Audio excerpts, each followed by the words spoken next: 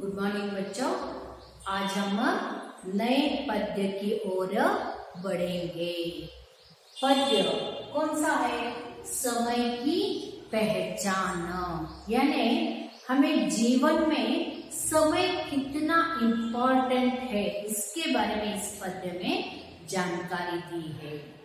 तो देखिए बच्चों, समय एक बार चला गया तो वापस नहीं आता, इसीलिए हमें समय के साथ बढ़ना है। जो समय का अच्छा सदुपयोग करता है उसी को क्या है, अच्छा फल मिलता है, यानी वही जीवन में कुछ करके दिखाता है। यही इस पद्य से हमें क्या है, जानकारी मिलती है। तो देखिए बच्चों, आज हमें समय की पहचान के बारे में जानकारी प्राप्त करेंगे। इसके पहले इस पद्य के कवि जो है सियाराम शरण गुप्त जी के बारे में जानकारी लेंगे। समय की पहचान इस पद्य के कवि सियाराम शरण गुप्त जी है। तो कवि परिचय देखेंगे। कवि सियाराम शरण गुप्त जी का जन्म 4 सितंबर 1895 को मध्य प्रदेश के झांसी के चीर गांव में हुआ था। मध्य प्रदेश के झांसी के चीर गांव में हुआ था।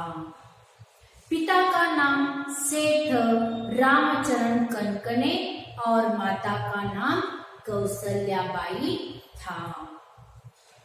ये हिंदी के राष्ट्र कवि मैथिली शरण गुप्त जी के अनुज थे। प्रारंभिक शिक्षा के बाद घर पर ही उन्होंने गुजराती, अंग्रेजी तथा उर्दू भाषा सीखी। 1929 में महात्मा गांधी जी के संपर्क में आकर वर्धा में रहे। उनकी प्रमुख रचनाएं हैं मौर्य विजय, अनाथ, विषाद, आद्रा, आत्मोसर्ग, मृण्मयी, बापू, नकुल, यह इनकी प्रमुख रचनाएं हैं। दीर्घकालीन साहित्य सेवा के लिए उन्हें नागरी प्रचारिण सभा वाराणसी द्वारा सुधाकर पदक प्रदान किया गया। लंबे समय की बीमारी के कारण 29 मार्च 1963 को इनका निधन हुआ। यह है सियाराम शरण गुप्त जी का परिचय। इस पद्य का आशय समय अधिक महत्वपूर्ण है। समय को क्या है, बहुत ही हमें महत्व देना चाहिए। गया हुआ समय वापस नहीं आता। अभी जो काम हम करना है वो वही काम अपने क्या है, करना चाहिए। यानी आज का काम आज ही कर देना चाहिए। कल करेंगे करके आप ऐसे ही बैठ गए तो वो वापस समय नहीं आता। इसलिए कल का काम आज करो, आज का काम अभी करो, ऐसे कहा गया है। समय को जो अपना सच्चा साथी बना लेगा वह अपने काम में सफल होगा। जो समय के साथ साथ बढ़ेगा वही क्या है, सफल होगा, इसे कहा है। इस कविता में यह संदेश दिया गया है कि हमें काम करने का जो अवसर प्राप्त हुआ है उसे व्यर्थ जाने नहीं देना चाहिए। अभी आपको समय है बच्चों, तो अभी आप क्या कीजिए, उसका अच्छा इस्तेमाल कीजिए। समय का व्यर्थ मत गवाना। समय अभी आपको टाइम है, समय है, तो सभी लेसन पढ़कर क्वेश्चन आंसर्स लिख कर क्या है, रिपीट लिख कर बार बार लिखो, बार बार लेसन पढ़िए, क्योंकि अभी आपको समय है। एक बार स्कूल चालू हुआ तो आपको क्या है, समय नहीं मिलेगा, जल्दी जल्दी समय चला जाएगा। समय किस तरह जाता है वो भी पता नहीं चलेगा।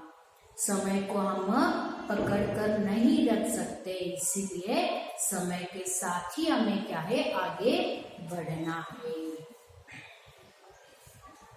समय बहुत अनमोल है, उसका महत्व धन से भी ज्यादा है। धन से भी, धन देखिए बच्चों, एक बार धन हमने कमा लिया, पैसा, तो क्या है, वो हम खर्च करते हैं। खर्च करने के बाद फिर क्या है, हम धन संपत्ति क्या है, कमा सकते हैं, लेकिन गया हुआ समय वापस नहीं आता।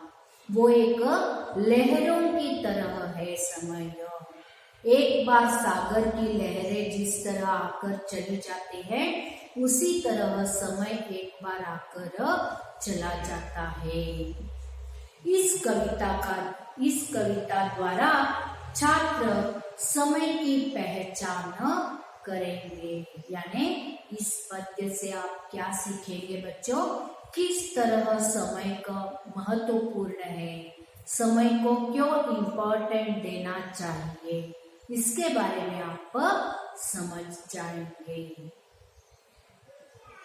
देखिए पद्य की ओर बढ़ेंगे बच्चों। उद्योगी को कहाँ नहीं सुसमय मिल जाता, उद्योगी को कहाँ नहीं सुसमय मिल जाता, समय नष्ट कर कहीं सौख्य कोई भी पाता, समय नष्ट कर कहीं सौख्य कोई भी पाता।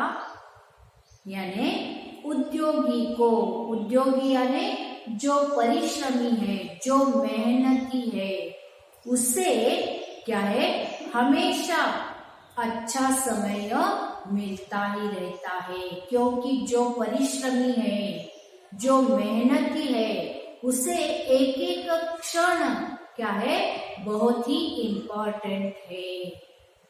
तो उद्योगी को कहाँ नहीं सुसमय मिल जाता, यानी उसे हर एक क्षण क्या है, अच्छा ही है, सुसमय ही है।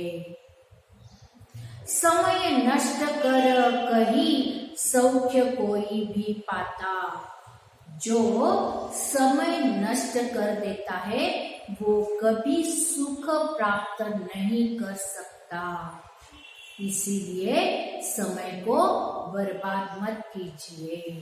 एक एक पल, एक एक क्षण आपको क्या है, बहुत ही इम्पोर्टेंट है, बहुत ही महत्वपूर्ण है। आलस ही यह करा रहा है सभी बहाने, जो करना है करो अभी, कल हो क्या जाने। आलस क्या है, बहुत ही क्या है, एक एक बहाना करवाता है। जो बच्चे आलसी रहते हैं, एक एक बहाना वो ढूंढते रहते हैं। अभी देखिए फेर करेक्ट कंप्लीट नहीं करते, लेसन नहीं पढ़ते, प्रोजेक्ट नहीं करते, तो वो क्या करते हैं, एक एक बहाना ढूंढते जाते हैं। क्योंकि डर रहता है टीचर डांटेंगे करके, इसीलिए वो क्या है, एक एक बहाना ढूंढते हैं। मैं आउट ऑफ स्टेशन गया था, बीमार था, मुझे नहीं मिला, प्रोजेक्ट क्या है मालूम नहीं, मुझे समझ में नहीं आया, ऐसे एक एक बहाने ढूंढते रहते हैं। कौन, जो आलसी है वह। जो करना है करो अभी, कल हो क्या जाने। आपको जो काम करना है वो अभी करो, कल क्या होगा किसी को मालूम नहीं। इसलिए कल करे जो आज कर, आज करे सो अब कर, ऐसे कहते हैं। कल के बारे में किसी को मालूम नहीं, इसीलिए जो कुछ करना है वो अभी कीजिए, ऐसे कवि कहते हैं। पा सकते फिर नहीं कभी तुम इसको खोके, चाहो तुम हो कर नहीं, चाहो तुम क्यों नहीं चक्रवर्ती भी होके। एक बार आपने समय खो दिया तो क्या है, कुछ नहीं कर सकते। एक बार हाथ से गया हुआ फिर हमें क्या है, वो हमें नहीं मिल सकता। समय ऐसे ही जाता रहता है, उसे हम पकड़ के नहीं रह सकते।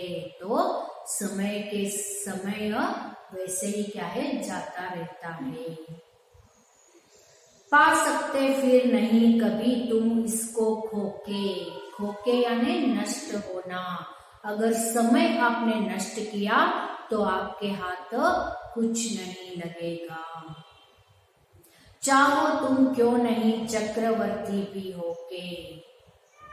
बड़े बड़े महाराजा महाराजा भी अपने कर्तव्य का वो पालन करते हैं। अभी राजा है करके क्या उसके हाथ में समय रहता है? नहीं। तुम राजा हो या कोई मिनिस्टर हो या कोई हो, समय सबके लिए एक ही है, बराबर ही है। इसीलिए तुम राजा हो या कुछ भी हो, लेकिन कर्तव्य आपका काम क्या है? समय के साथ साथ चलना, समय के अंदर अपना काम करके दिखाना। राजा भी अपने कर्तव्य का पालन करके क्या करता है? वो अपना काम करता है। इसीलिए समय सबको एक ही है। कर सकता कब कौन द्रव्य है इसकी समता। समय की बराबर कोई नहीं कर सकता।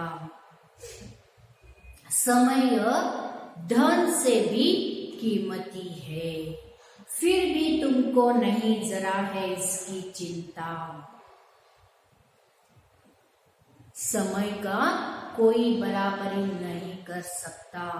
अगर धन गया तो हम वापस पा सकते हैं, लेकिन समय बर्बाद हुआ, नष्ट हुआ तो वापस हमें नहीं मिल सकता। तो आप धन के बारे में चिंता मत कीजिए, तो समय के बारे में चिंता कीजिए। जब भी आपको समय मिलता है तभी अपना अपना काम करना।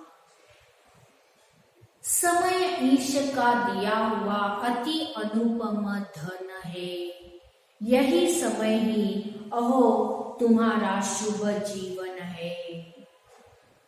समय ईश का दिया हुआ, ईश यानी भगवान, ईश्वर ने दिया हुआ एक अनुपम धन है। तो इसका क्या है, हमें अच्छा उपयोग लेना है।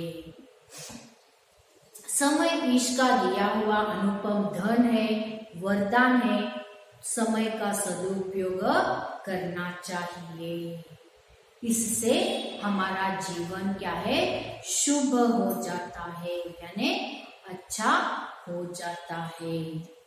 यही समय की पहचान इस पद्य से हमें क्या है, समय के महत्व के बारे में हमें बता रहे हैं।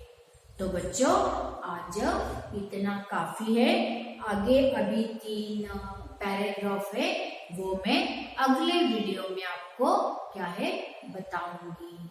तो बच्चों यह पोयम एक बार पढ़िए और क्या है, कवि परिचय सिया राम शरण गुप्त जी का कवि परिचय मैंने यहाँ संक्षिप्त में लिखा है, तो देखिए। समझ में आया बच्चों? धन्यवाद।